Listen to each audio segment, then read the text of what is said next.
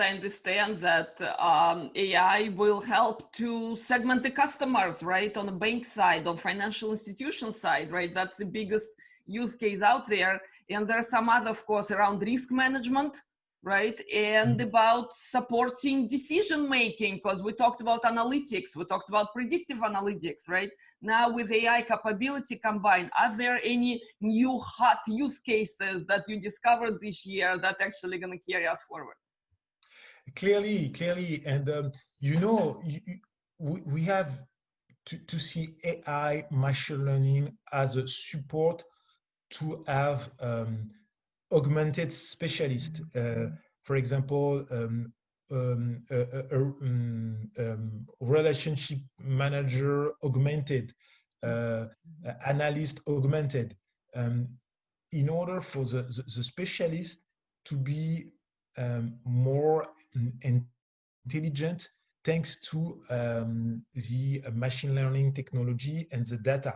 And all the robotics, as you say, can make instead of the human being in order to help this professional to support the final client. This is the idea. This is the reason why I strongly believe you don't have to be afraid of this change, of this innovation.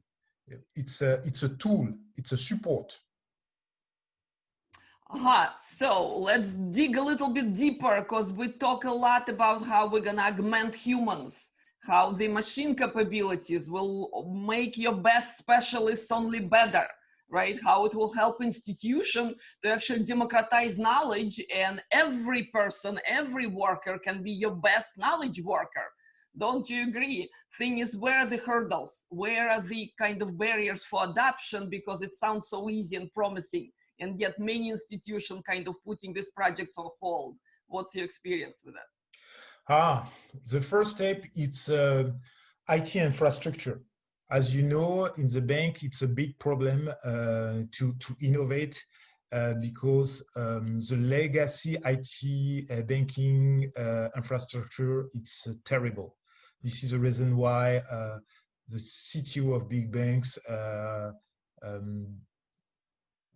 does not sleep very well, because every time they have to change, it's $100 million of change, module, and so on.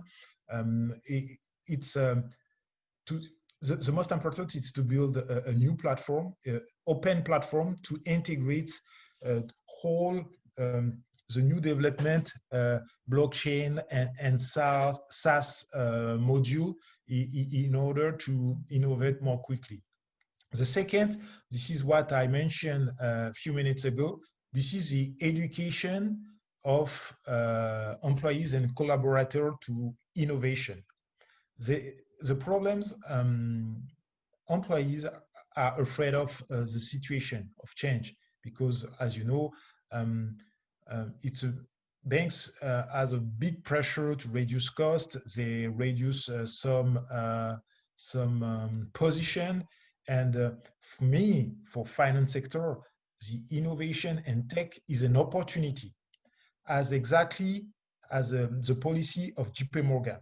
JP Morgan is simply the huge bank, I will say, of the world. This is not the case because you have a Chinese competitor, but is one of the best bank in developed countries, in particular in Europe and United States, because the focus of the change. Even Jimmy Dimon criticized Bitcoin. The management of JP Morgan say, "Hey, Jimmy, don't say that because we work on it." Well, yes, but people, anybody told me that. it was funny, you know.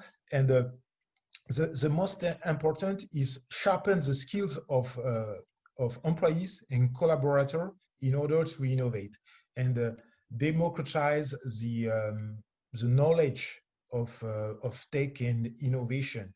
And I'm mentor of different FinTech hub in Europe, and I see during hackathon weekend the mix of people, senior, junior, people from compliance, people from tech, in one weekend, the capacity to create a new product, to tackle a problem, to resolve a customer issue is just amazing when you give the time and the opportunity to work together. And it clearly gives the opportunity to sharpen the skills of people, a very good IT infrastructure. And it's not easy, but AI and data has a lot of bias, you know, because the coding as today is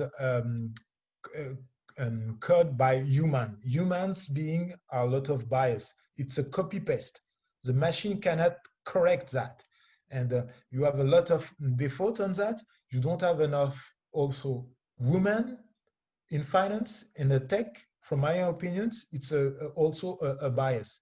This is some key in order to balance all these problems. And I'm pretty sure if we tackle all the elements I mentioned, we can regulate, we can succeed to innovate without any freaking of the situation, because we are in transition, technological transition, also in ecological, but at the moment it's a technological transition for finance sector. It's not a problem of tech, it's a problem of mindset of people. Mm-hmm.